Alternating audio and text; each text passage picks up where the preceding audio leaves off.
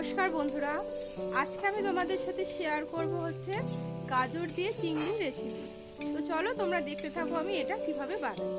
সবার প্রথমে এখানে দুটো বড় সাইজের আলু আমি এরকম ডুমো ডুমো করে কেটে নিয়েছি, একটা বড় গাজর গ্রেট করে নিয়েছি, দুখানা পেঁয়াজ কুচি নিয়েছি আর টমেটো কুচি করে নিয়েছি।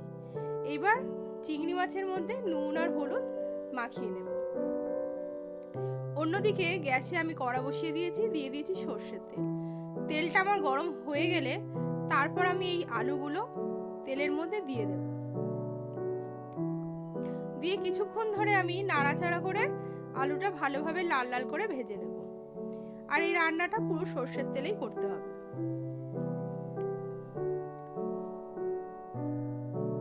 গ্যাসের আঁচটা কমিয়ে দিয়ে আমি আলুগুলো ভালো করে লাল লাল করে ভাজা ভাজা করে নেব, যাতে আলু ভাজতে ভাজতেই আমার আলুগুলো সেদ্ধ হয়ে যায়। তো দেখছো আমার আলু ভাজা হয়ে গেছে লাল লাল করে। এবার আমি একটা প্লেটের মধ্যে আলুগুলো তুলে নেব। এইবার আলু ভাজার তেলের মধ্যেই আমি চিংড়ি মাছগুলো দিয়ে দেবো।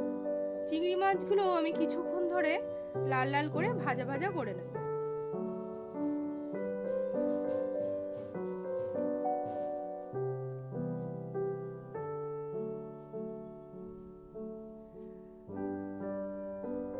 চিংড়ি মাছগুলো আমার ভাজা হয়ে গেছে। এবার চিংড়ি মাছগুলো থালার মধ্যে তুলে নেব। দিয়ে চিংড়ি মাছ ভাজা তেলের মধ্যেই আমি সবার আগে দিয়ে দেবো পেঁয়াজ কুচি। পেঁয়াজ কুচিটা দিয়ে আমি কিছুক্ষণ ভাজা ভাজা করতে থাকবো।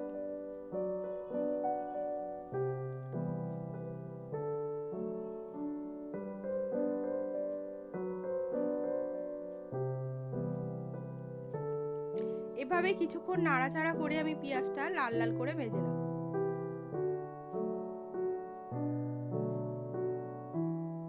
তারপর দিয়ে দেবো এর মধ্যে আমি আদা রসুন বাটা। আদা রসুন বাটাটা দিয়েও আমি পেঁয়াজের সাথে ভালোভাবে নাড়াচাড়া করতে থাকবো।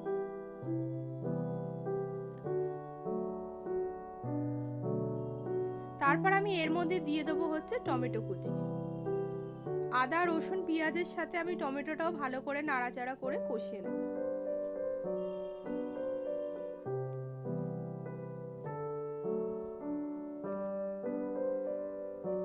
এভাবে কিছুক্ষণ কষানোর পর তারপর আমি দিয়ে দেবো কাঁচা লঙ্কা বাটা। এখানে আমি 3খানা কাঁচা লঙ্কা এভাবে বেটে দিয়েছি। তো তোমরা যদি যারা ঝাল পছন্দ করো তারা এর থেকে বেশি কাঁচা লঙ্কা ব্যবহার করতে পারো, আবার যারা ঝাল একদমই খেতে পারো না তারা একটা কাঁচা লঙ্কাও দিতে পারো। এভাবে নাড়াচাড়া করার পর আমি দিয়ে দেবো পরিমাণ মতো লবণ, তারপর দেবো হলুদের গুঁড়ো। লবণ আর হলুদ গুঁড়োটা দেওয়ার পরও আমি আবারও মশলাটা ভালোভাবে এরকমভাবেই কষাতে থাকবো। এরপর আমি গ্রেট করে রাখা গাজরগুলো এর মধ্যে দিয়ে দেবো। তারপর দিয়ে দেবো ভাজা আলুগুলো। এবার মশলার সাথে আলু আর গাজর আমি ভালোভাবে এইরকমভাবে নাড়াচাড়া করে ভালো করে কষিয়ে নেব। তারপর আমি এর মধ্যে চিংড়ি মাছগুলো দিয়ে দেবো।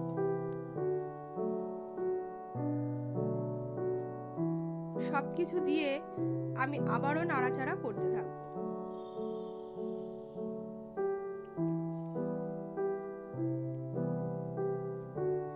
আমি রান্নাটায় গুঁড়ো লঙ্কা ব্যবহার করিনি, তো তোমরা যদি চাও তাহলে কাঁচা লঙ্কা আর গুঁড়ো লঙ্কা দুটো একসাথে ব্যবহার করতে পারো। আমি রান্নাটা কাঁচা লঙ্কাতেই করেছি।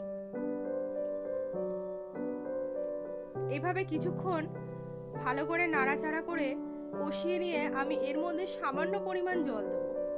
আলু আমার ভাজতে ভাজতে অলরেডি সেদ্ধ হয়ে গেছে, সেই জন্য সামান্য পরিমাণ জল দেবো, যাতে মশলাটা ভালোভাবে আরও কষিয়ে আলু ভাজার মধ্যে রসটা ভালো মতো ঢুকে যায়।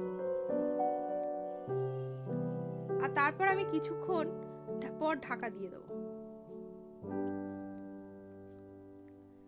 এবার 5 মিনিট পর আমি ঢাকা খুলে দেখব যে আলু আমার সেদ্ধ হয়ে গেছে।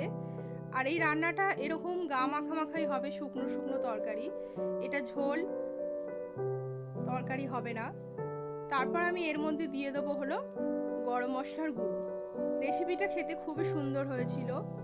আর গরম মশলা সামান্য চিনি দিয়ে দিলাম এর মধ্যে, সেই কারণে তরকারির টেস্টটা আরও বেড়ে গেছিলো। তোমরা অবশ্যই বাড়িতে এটা ট্রাই করো। আর আমাকে কমেন্ট করে জানিও যে এটা খেতে কেমন হয়েছে। আর বন্ধুরা, আমার এই রেসিপিটা যদি তোমাদের ভালো লাগে তাহলে লাইক করো, শেয়ার করো আর সাবস্ক্রাইব করে আমার পাশে থেকো। এটা রুটি, পরোটা, গরম ভাত সব কিছুর সাথেই খেতে কিন্তু দুর্দান্ত হয়। অবশ্যই অবশ্যই এটা বাড়িতে ট্রাই করো।